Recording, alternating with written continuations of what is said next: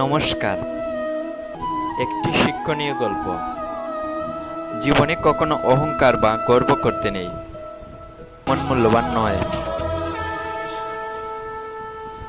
এ কারণে ব্যাঙটি ভাবত, এখন আমি এই পৃথিবীর সবচেয়ে ধনী ব্যাঙ। আমার মতো এত সম্পদ আর ভাবত, এখন তো আমি পৃথিবীর সবচেয়ে সম্পদশালী ব্যাঙ হয়েছি।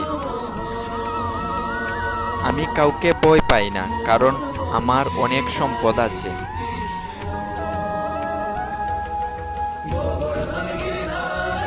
আমি এবার হাতিকে একটা শিক্ষা দেব। প্রতিদিন রাজার হাতি পুকুরে স্নান করতে নেমে আমাদের ব্যাঙগুলোকে অনেক বিরক্ত করে। সে সত্যি সত্যি আমাদের মূল্যায়ন করে না, বরং অবজ্ঞা করে। এখন আমি যেহেতু শ্রেষ্ঠ ধনী ব্যাঙ, তাই হাতির এই স্বেচ্ছাচারিতা এবং পুকুরে আমাদের বিরক্ত করা বন্ধ করব।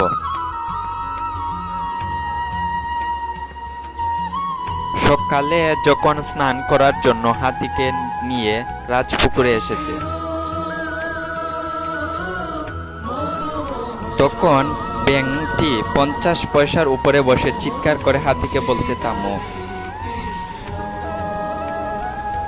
হাতির কানে অনেক কষ্টে এই শব্দ পৌঁছালো, সে তা মূল্যায়ন করে না।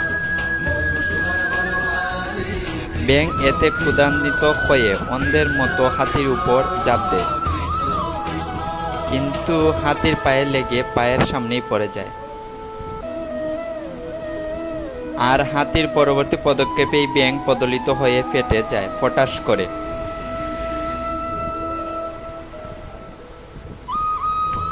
এখানেই গল্পের সমাপ্তি। গল্পটির উপদেশ হচ্ছে, জাগতিকভাবে সম্পদশালী হয়ে আমাদের কখনোই গর্ব করা উচিত নয়। অনেক সময় কেউ একটু জ্ঞান অর্জন করলে খুব গর্ববোধ করে। কখনো কখনো সামান্য ধন লাভ করলেই কেউ কেউ খুব গর্ববোধ করে। সেভাবে কোনো ব্যক্তি তাকে বিরক্ত করতে পারবে না।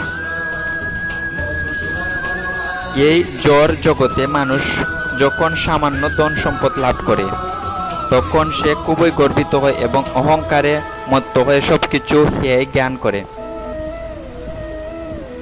কিন্তু সে ভুলে যায় যে এই জীবনটি ক্ষণস্থায়ী। সর্বোপরি যত শক্তিই থাকুক না কেন, মৃত্যুর হাত থেকে তা আমাদের রক্ষা করতে পারবেন। করুন ভক্তি শ্রদ্ধার সহিত তার ভজন করুন, সাধুসঙ্গ করুন। হরিভজন করলে, সাধুসঙ্গ করলে দেখবেন অহংকার গর্ব দূর হয়ে যাবে। রাধে রাধে। ভিডিওটি ভালো লাগলে শেয়ার করে দিবেন।